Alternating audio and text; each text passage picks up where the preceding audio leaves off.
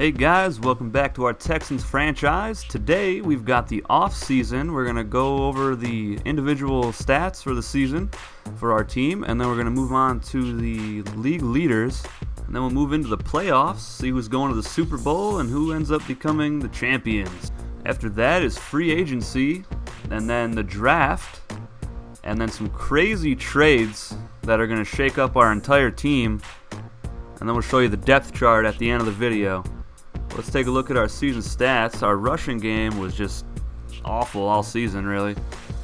Two running backs did combine for 1,000 yards. Jabbar Gaffney, 70 catches, 1,381 yards, 10 touchdowns. He averaged 19.7 yards per catch. That is just unbelievable numbers by Jabbar Gaffney in his rookie season.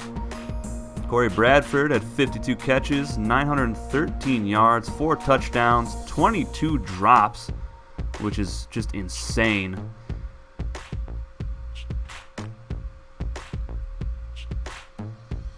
Billy Miller had 10 drops as well. I'm not going to be talking non-stop through this whole video, just going to go over the stats that I thought were pretty intriguing. Like Willie Jackson only dropping 2 passes all year, ending up with 712 yards and 7 touchdowns before he was injured and missed the playoffs. Billy Miller, 581 yards, 5 touchdowns, not bad for the tight end. Jermaine Lewis, 350 yards on 19 catches. Avion Black, 5 catches, 102 yards. He came on late in the end of the season, I think the final 2 games. Offensive line, abysmal. Just so bad at pass blocking. Victor Green led the team in tackles with 87. Aaron Glenn with 81. Kylie Wong, 73 tackles, 14 for a loss. Jay Foreman had 12 for a loss and 71 tackles. Jamie Sharper with 18 tackles for a loss. And Old Faithful, Ed McDaniel, 68 tackles, 14 tackles for a loss. We didn't really sack the quarterback too well this season. I think Jamie Sharper led our team in sacks with 3. And that's pretty sad since he's a middle linebacker.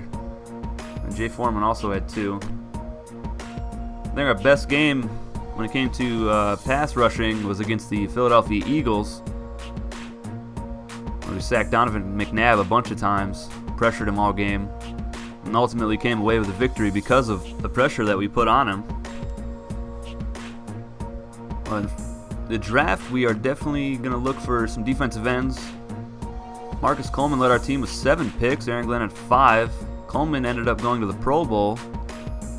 Chad Cota had a heck of a season, starting in his 4th game of the year, I believe, is when he started. 69 tackles. Aaron Glenn, 265 interception return yards. Unbelievable. No blocks, no safeties. We did have 6 touchdowns on defense. Our kicking game was so bad. I'm not sure whether it was just the kick accuracy of the kickers or the speed of my thumbs in the kicking game. Darian Gordon went over 1,000 yards, kick return. Jermaine Lewis, 275 yards and 1 touchdown on punt return. And we'll go into the league leaders.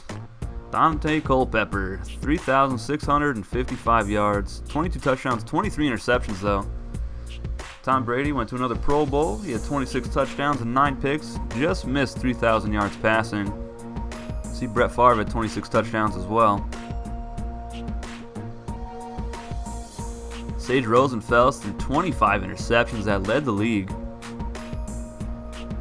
And David Carr was on pace for close to 5,000 yards passing before he got broken.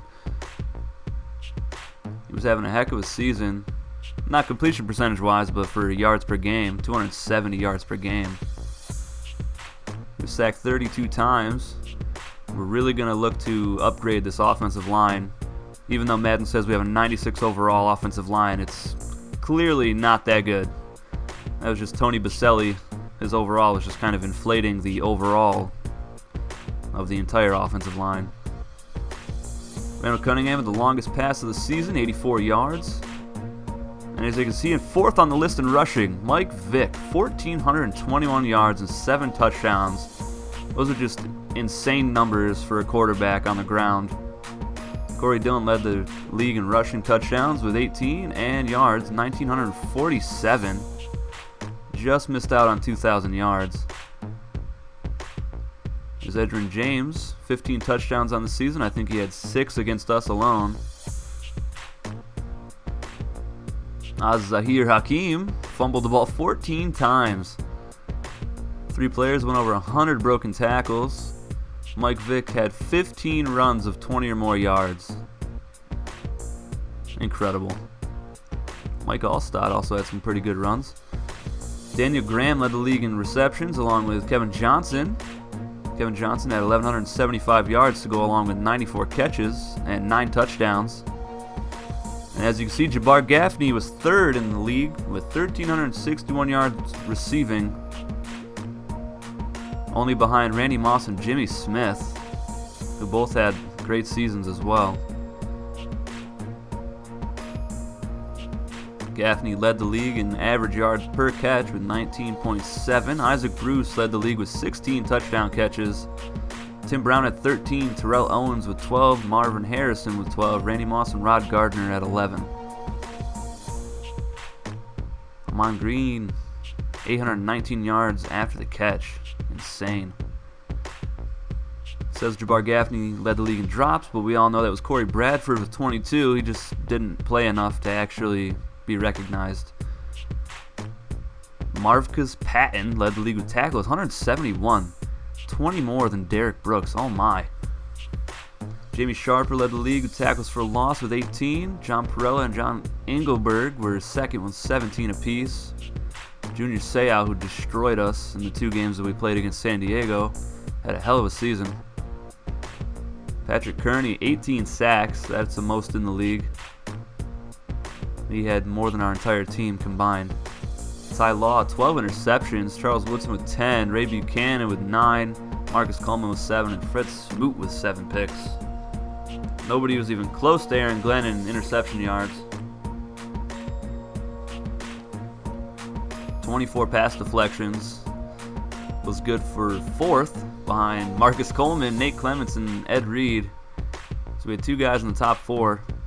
That's pretty good for our corners and our safeties.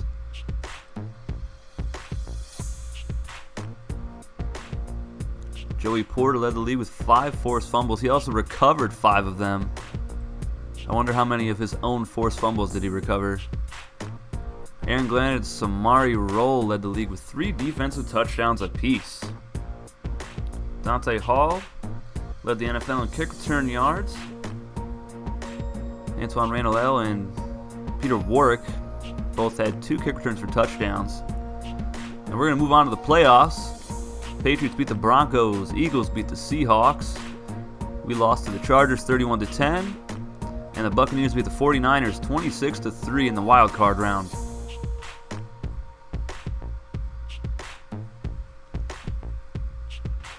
The Steelers beat up on the Chargers 26-6. The Rams beat the Buccaneers 24-19. The Raiders beat the Patriots 15-12. And the Packers absolutely destroyed Philadelphia 44-24. My goodness.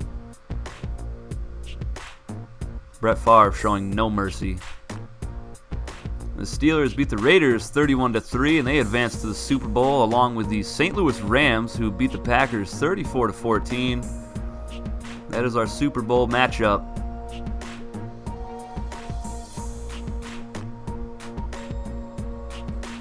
And we'll see who wins it here.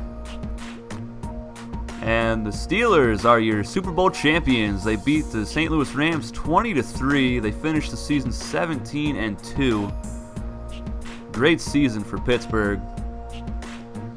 And the NFC destroyed the AFC in the Pro Bowl 42-14. And we will load up our draft class from our Mississippi State Bulldogs dynasty. So we'll be able to see some of our Bulldog players and where they get drafted. Here's our retired players. I think we had the most in the league, and we could not re-sign Ed McDaniel as he retired. So we have a big void at linebacker. Randall Cunningham's gone. George Teague and Glenn Milburn round out the retirees. And free agent signing. Here's all the guys that we signed. 2 right tackles. We got the 3 best free agent targets. Mulatalo,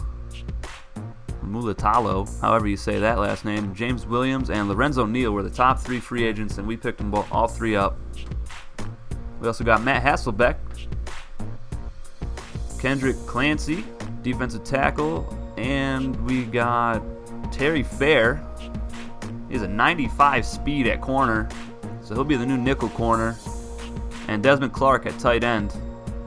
So I like good tight ends that know how to catch and run after the catch. Round 1 pick, we picked up Larry Johnson, halfback from Penn State. Andre Johnson, Miami wide receiver, was the number 1 overall pick to the Arizona Cardinals.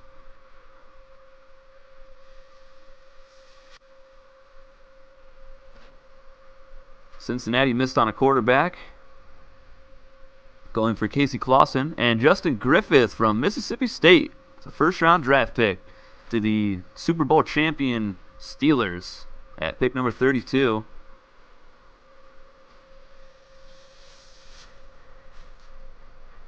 The Jets signed Josh Brown, 82 overall, rookie kicker. That's crazy.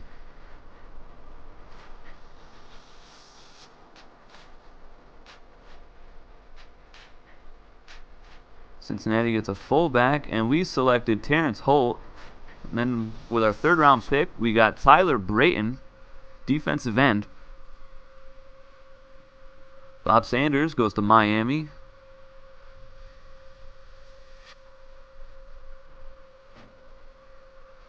The Saints going with a punter in the 3rd round.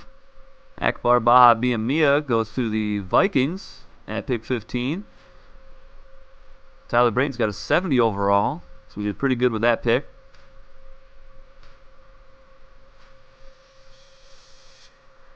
Round 4, we picked up a kicker. He is already better than our previous 2 kickers.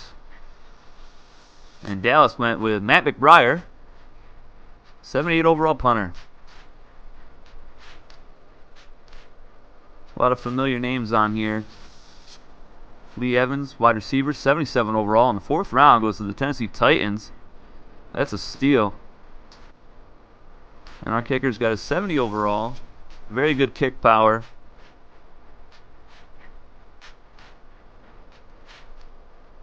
Bryant Johnson, wide receiver from Penn State, goes to the Pittsburgh Steelers.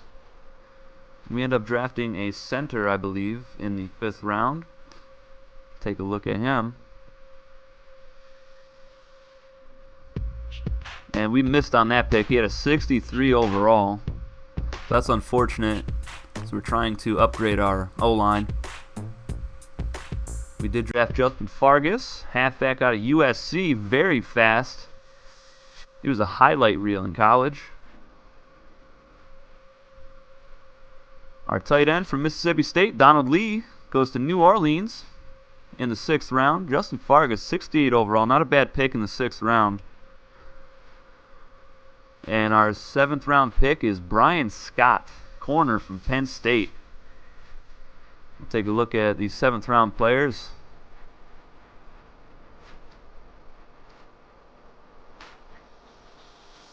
And Brian Scott has 66 overall. Not bad for 7th round pick. And Mr. Irrelevant is Torrey Cox for the Pittsburgh Steelers. And the Steelers ended up releasing Brian Johnson. Corey Redding was released immediately. So we did pick up a few rookie free agents. Billy McMullen, Robert Morgan, a bunch of wide receivers. We got Quentin Griffin, who was released by Seattle after they drafted him. And here's where it gets crazy with a lot of trades to upgrade our O-line. Somehow the Vikings thought that this was a good trade. Tony Baselli for Bryant McKinney. Very young left tackle, 90 overall. And here we trade a couple of our veterans and a 2nd round pick for Hutchinson from the Seahawks. Huge upgrade. We got Leonard Davis. And now we go after Alan Kreutz from the Chicago Bears.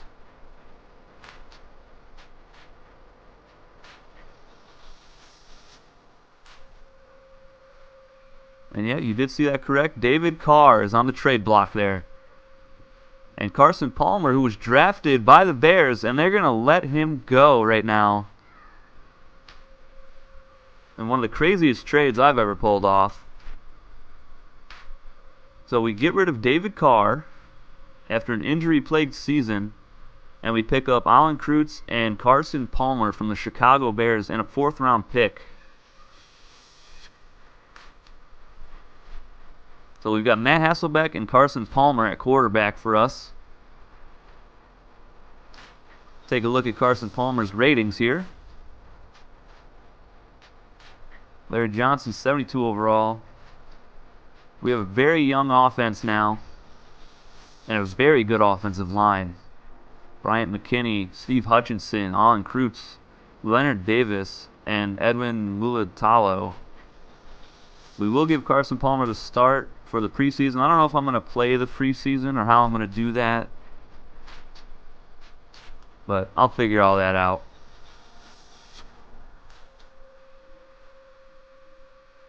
Well, Larry Johnson is our starting halfback. 3 rookie running backs. We got a bunch of young guys at wide receiver. We did get rid of Corey Bradford. Jamal Anderson is gone. We're very young at the skill positions right now. I really like the direction that we're going. We were unable to sign a right outside linebacker to really fill Ed McDaniel's shoes. We did pick up Hunter Hillenmeyer, who was a 7th-round draft pick and was released. So he's going to be our starting right outside linebacker. Hopefully he can come in and at least try to fill the shoes of McDaniel, who was one of my favorite players last season. Just a great effort guy. Our defensive line got a little bit better, a little younger this year. Still got Kylie Wong at left outside linebacker, Jamie Sharper, Jay Foreman at middle linebacker. Corner is still a pretty good spot for us. We got Terry Fair and Terrell Buckley right there. Going to be switching in and out at nickel.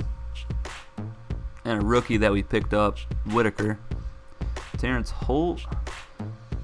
Jonathan Kilgo, a free agent punter that we picked up. He was undrafted. Terry Fair is going to be returning kickoffs for us. Well, I hope you guys are as excited as I am for Season 2 of our Houston Texans franchise. If you guys are not following me on Twitter, it is in the information. Follow me on there for updates on how I'm going to release my videos, especially for the off seasons. They get a little tricky sometimes for me, but follow me on there, and I'll see you guys next week with another video for the Houston Texans franchise. Take it easy.